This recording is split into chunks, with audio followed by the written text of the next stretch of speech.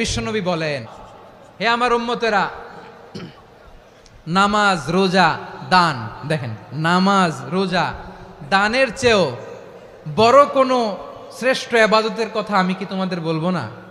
সাহাবারা তো অবাক, বলে কি নামাজের চেয়ে বড় ইবাদত, রোজার চেয়ে বড়, দান করার চেয়ে বড় ইবাদত? সাহাবীরা বললেন, বালা ইয়া রাসূলুল্লাহ, নবী বলেন। বিশ্বনবী বললেন, নামাজের চেয়েও বড়, রোজার চেয়েও বড়, যাকাতের চেয়েও বড়, সাদাকার চেয়েও বড় একটা ইবাদত আছে, আমি কি তোমাদের বলবো না? সাহাবারা বললেন, ইয়া রাসূলুল্লাহ, বালা, অবশ্যই বলবেন, সেটা কি? বিশ্বনবী বললেন, ইসলাহু যাতিল বাইন।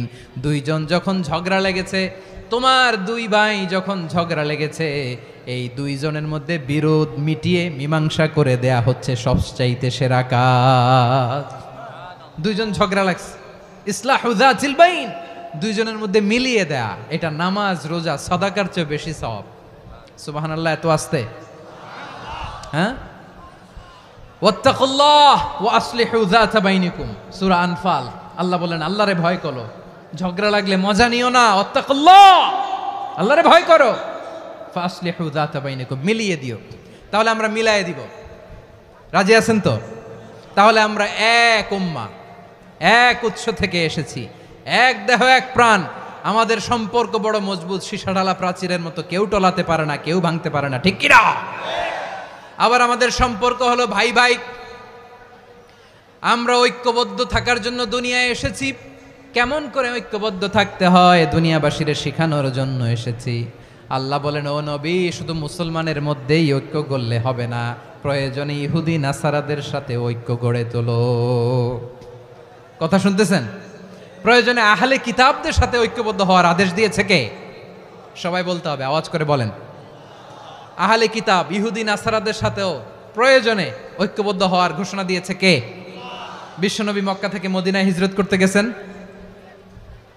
ওখানে ইহুদিদের সাথেও কোয়ালিশন করেছেন। সুবহানাল্লাহ পড়বেন না? বনু কাইনুকা, বনু নাদির, বনু কুরাইজা, এই তিনটা দলের সাথে বিশ্বনবী কোয়ালিশন করেছেন একসাথে, কিন্তু তাদের বিশ্বাসঘাতকতার কারণেই তারা বহিষ্কৃত হয়েছে মদিনা থেকে। বিশ্বনবীর এখানে কোনো দোষ নাই, বিশ্বনবী ঐক্যবদ্ধ হতে চেয়েছেন।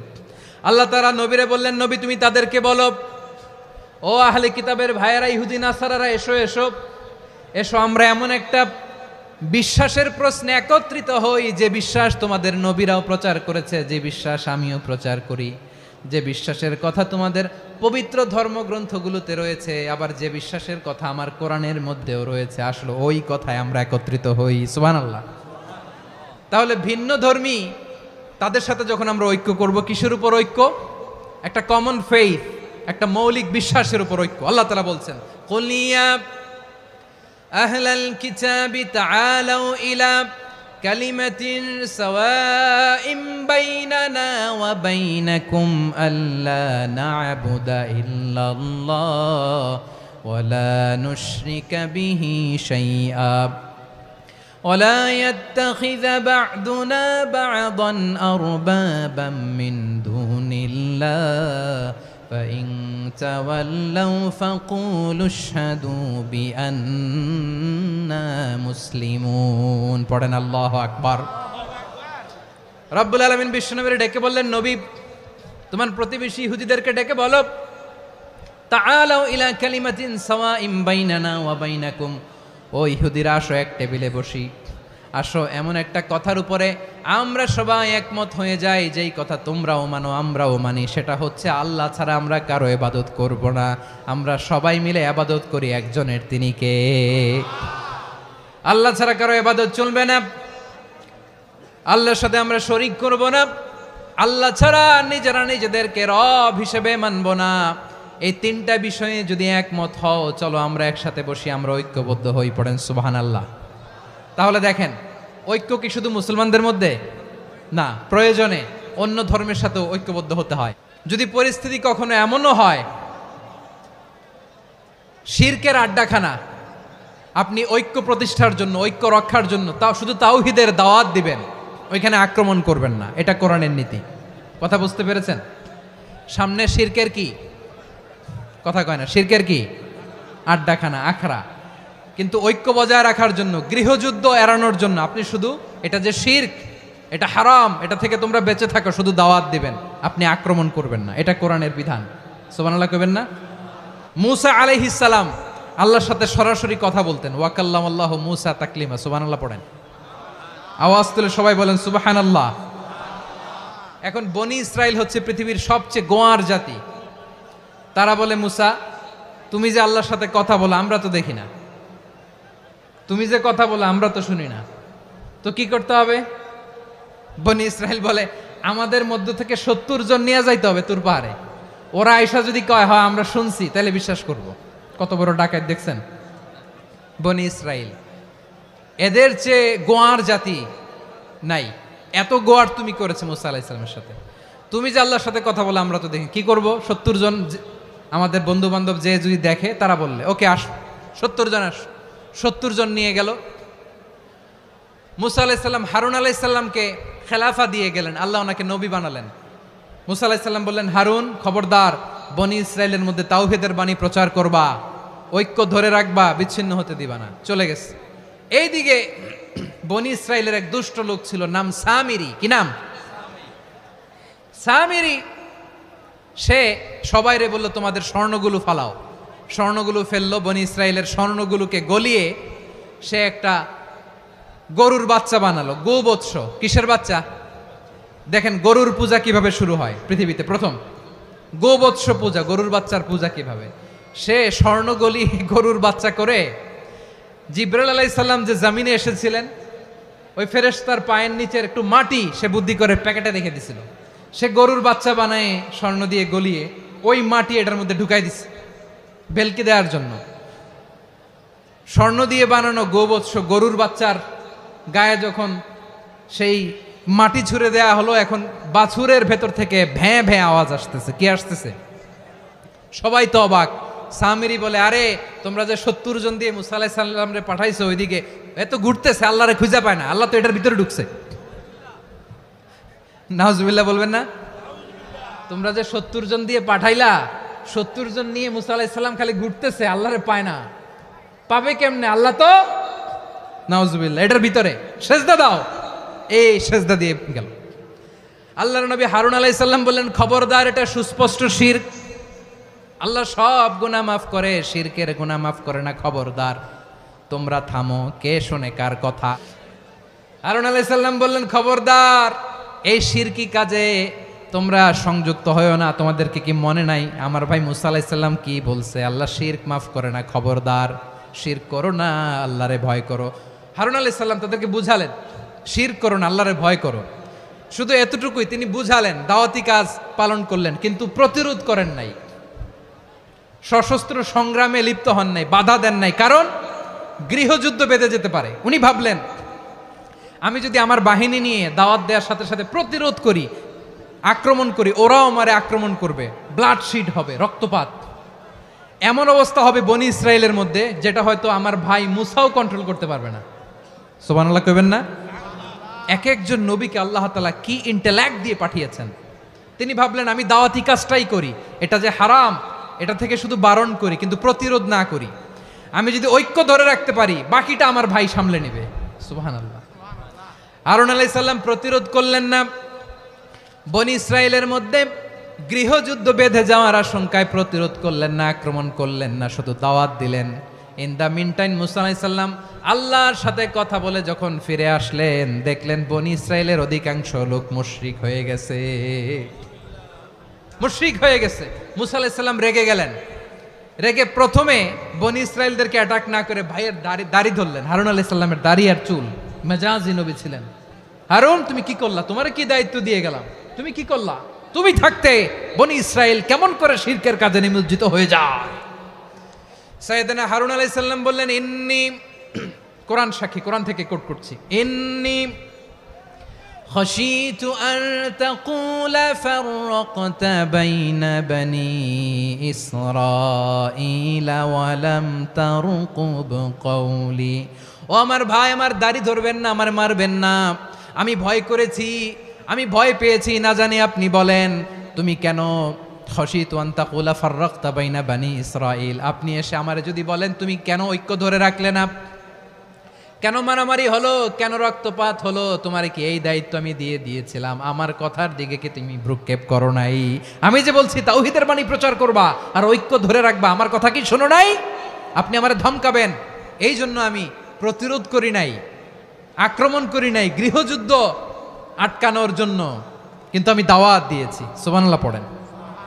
ঐক্য ধরে রেখেছেন। মুসা আলাইহিস সালাম মুহূর্তেই সামিরীকে আক্রমণ করলেন, অ্যাটাক করলেন, শাস্তি দিলেন।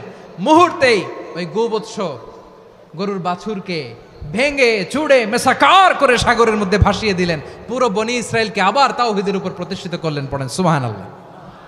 এই ঘটনা থেকে শিক্ষা কি? শিক্ষা হচ্ছে আপনি শিরকের আড্ডাখানা দেখলেও বৃহৎ স্বার্থে তাওহীদের দাওয়াত দিবেন, প্রয়োজনে আপনি ঐক্য নষ্ট করবেন না। সুবহানাল্লাহ পড়বেন না? তাহলে ঐক্যের গুরুত্ব বেশি না কম? বলেন, আওয়াজ করে বলেন। ওয়াতাসিমু বিহাবলিল্লাহি জামিআ, আল্লাহর রশিকে আঁকড়ে ধরো। ওয়ালা তাফাররাকু, তোমরা বিচ্ছিন্ন হয়ো না। পেকুয়ার ভাইয়েরা আওয়াজ করে বলেন তো, আদেশটা কার? এখন বলেন, আমাদের ঐক্যবদ্ধ জীবনের দরকার আছে না নাই? এই যে ডক্টর মোহাম্মদ ইউনূস আমাদের লিডার, উনি যে আমাদেরকে জাতীয় ঐক্যের আহ্বান জানিয়েছে, ওনার আহ্বানে আমাদের সাড়া দেওয়ার দরকার আছে না নাই? রাজনীতিবিদদের যে ডাকছে, খুশি লাগে নাই আপনার? আলেমদের ডাকছে, খুশি লাগে নাই? আলহামদুলিল্লাহ বলবেন না? আলহামদুলিল্লাহ। সবাইকে ডেকেছে, ঐক্যবদ্ধ করেছে। আমরা ঐক্যবদ্ধ থাকতে চাই, আমরা ঐক্যবদ্ধ জীবন চাই, আমরা আর কাদা ছড়াছড়ি করতে চাই না। রাজি আছেন সবাই? এখন আমরা যদি ঐক্য নষ্ট করি, আমাদের কি কি সমস্যা, কি ক্ষতি, কি কুফল? অনৈক্যের কুফল কি? কয়েকটা কুফলের কথা বলে শেষ করব। প্রিয় ভাইরা, what are the drawbacks and disadvantages of division, social and political division in the society, disunity? আমরা যদি বিচ্ছিন্ন হই, একে অপরের যদি মারামারি করি, একজন যদি আরেকজনের কাফের ফতোয়া দেয়, আমাদের কি ক্ষতি? শুনবেন? কথা কয় না, শুনবেন? এক নাম্বার ক্ষতি হচ্ছে, আমরা যদি বিচ্ছিন্ন হই, আমাদের শক্তি কমে যাবে, আমাদের পাওয়ার আমরা হারাবো। আমাদের কি হারাবো? পাওয়ার। মনে রাখবেন, যখন আমি একা থাকি তখন আমি ব্যক্তি, যখন আমরা সবাই মিলি তখন আমরা শক্তি। এই শক্তি নিয়ে আমাদের সামনে এগিয়ে যাওয়ার দরকার আছে না নাই? তাহলে আমরা যদি নিজেরা বিরোধে লিপ্ত হই, আমাদের ক্ষমতা, পাওয়ার ছুটে যাবে। আমরা এই পাওয়ার হারাতে চাই না, ঠিক কিনা বলেন? রব্বুল আলামিন ঠিক তাই বললেন। রব্বুল আলামিন বললেন, খবরদার, وَأَطِيعُوا اللَّهَ وَرَسُولَهُ وَلَا تَنَازَعُوا فَتَفْشَلُوا وَتَذْهَبَ رِيحُكُمْ وَاصْبِرُوا إِنَّ اللَّهَ مَعَ الصَّابِرِينَ। আল্লাহর আনুগত্য করো, নবীর আনুগত্য করো, কিন্তু খবরদার নিজেরা বিরোধে লিপ্ত হয়ো না, নিজেরা মারামারি করো না, তাহলে তোমাদের শক্তি কমায় দিবে কে? ফাতাফশালু, তোমরা সাহস হারাবা, ওয়া তাযহাবা রিহুকুম, তোমাদের শক্তি কমে যাবে, পাওয়ার কমে যাবে। তাহলে আমরা যদি নিজেরা মারামারি করি, আমরা নিজেরা যদি বিচ্ছিন্নতায় লিপ্ত হই, আমরা যদি মতানৈক্য করি, তাহলে আমাদের শক্তি কমে যাবে, ঠিক কিনা? আমরা শক্তি কমাবো। আচ্ছা, ছোট্ট একটা বাঁশের কঞ্চি যদি আপনারা দেয়, পায়ের মধ্যে ধাক্কা দিয়ে ভাঙতে পারবেন না? এরকম বাঁশের কঞ্চি যদি 20টা একসাথে জোড়া লাগায় দেয়, ভাঙতে পারবেন? কথা বোঝে নাই মনে হয়। চিকন একটা বাঁশের কঞ্চি দিলে ভাঙা যাবে না? এরকম চিকনই 20টা বাঁশের কঞ্চি একসাথে লাগাই দিলে ভাঙতে পারবেন? কারণ যখন আমি একা থাকি তখন আমি ব্যক্তি, যখন আমরা সবাই মিলি তখন আমরা শক্তি। আমরা যেন শক্তি না হারাই। আমরা বিরোধে লিপ্ত হলে আমাদের শক্তি কমে যাবে। এই হচ্ছে 1 নম্বর ডিসঅ্যাডভান্টেজ। 2 নম্বর ডিসঅ্যাডভান্টেজ হচ্ছে, আমরা নিজেরা বিরোধে লিপ্ত হলে অন্যরা আমাদের মাথায় কাঁঠাল ভেঙে খাইতে সুবিধা হয়। কথা বোঝেন নাই? আমরা যদি বিরোধে লিপ্ত হই, তাহলে পরাশক্তিগুলোর সুবিধা, তখন আমাদের কাউকে দিতে হবে ট্রানজিট, কাউকে দিতে হবে সেন্ট মার্টিন, কাউকে দিতে হবে দেশের অর্ধেক। চিল্লায় বলো ঠিক কিনা? নিজেদের প্রবলেম সলভ করার ক্যাপাসিটি আমাদের আর থাকবে না। আমরা যদি বিরোধে জড়াই, আমার কলিজার টুকরা পেকুয়ার ভাইরা, আমরা বিরোধ করব না, আমরা বিচ্ছিন্ন হব না। নিজেরা বিরোধে জড়ালে পরাশক্তিগুলো আমাদের মাথায় কাঁঠাল ভেঙে খায়। তখন ভারতের পিছনে দৌড়াতে, আমেরিকার পিছনে দৌড়াতে আমাদের জুতার তলা ক্ষয় হইয়া যাইবে। নিজেদের প্রবলেম সলভ করা যাবে না। আমরা যদি অন্যের পিছনে না দৌড়াতাম আর এই বিরোধকে থামাতে পারতাম, বাংলাদেশ আজকে যেখানে আছে তার কমপক্ষে 50 গুণ সামনে থাকতো। চিল্লায় বলেন ঠিক কিনা? তাহলে 1 নাম্বার ক্ষতি হচ্ছে আমাদের পাওয়ার লেস হয়ে যায়, আমরা দুর্বল হই যদি আমরা বিরোধ করি। 2 নাম্বার হচ্ছে পরাশক্তিগুলোর সুবিধা নেয়। 3 নাম্বার হচ্ছে আমাদের উন্নয়ন, দেশের উন্নতি, অগ্রগতি এটা স্থবির হয়ে যায়, এটা বাধাগ্রস্ত হয়। প্রিয় ভাইয়েরা, ইউনিটি, ঐক্য হচ্ছে একটা দেশের উন্নয়নের মূল ভিত্তি। 2 জন কইছে ঠিক। এদিকে এখন কয়েকজন কইছে ঠিক। ঐক্য হচ্ছে একটা দেশের, জাতীয় ঐক্য হচ্ছে কোন দেশের উন্নয়ন অগ্রগতির মূল ভিত্তি। ঠিক কিনা বলেন? Unity, unity of a country, এটা হচ্ছে একটা সাস্টেইনেবল ডেভেলপমেন্ট, সোশ্যাল স্ট্যাবিলিটির জন্য এটা অনেক গুরুত্বপূর্ণ। এজন্য বিরোধের কোনো স্থান আমরা দিব না, আমরা ঐক্যবদ্ধ থাকবো ইনশাআল্লাহ। বলেন।